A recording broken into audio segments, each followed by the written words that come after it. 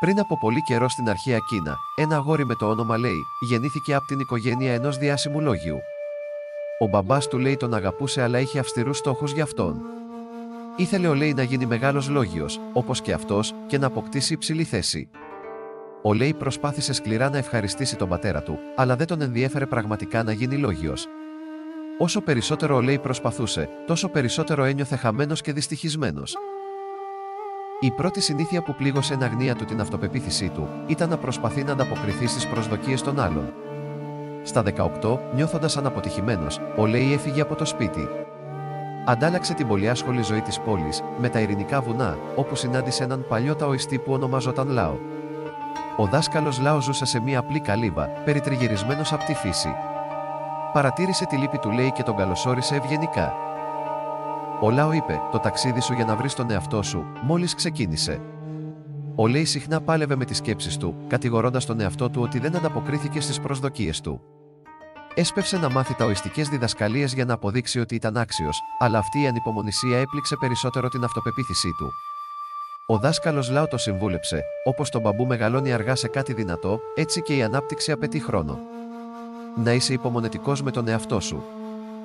Ενώ ήταν μόνο στα βουνά, ο Λέι αντιμετώπισε επίσης την τρίτη συνήθεια που αποδυνάμωσε την αυτοπεποίθησή του: να συγκρίνει τον εαυτό του με τους άλλους.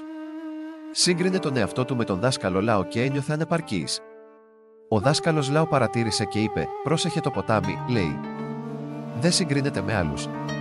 Κάθε ποτάμι βρίσκει τον δικό του δρόμο. Το ίδιο και εσύ». Η τέταρτη και πιο καταστροφική συνήθεια ήταν ότι ο Λέι δεν αποδεχόταν τον εαυτό του. Έκρινε συνεχώς αυστηρά τον εαυτό του. Μια μέρα, ένας μοναχός Ζεν με το όνομα δάσκαλος Τζιαν του έδωσε σοφία: «Όταν η λίμνη είναι ήρεμη, αντανακλά την ομορφιά του φεγγαριού. Μόνο μια ήρεμη καρδιά μπορεί να δείξει τον αληθινό εαυτό σου».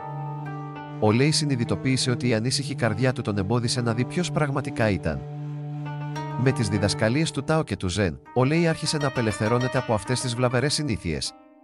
Συνειδητοποίησε ότι δεν μπορούσε να ευχαριστήσει όλους και ότι έπρεπε να επικεντρωθεί στο δικό του ταξίδι.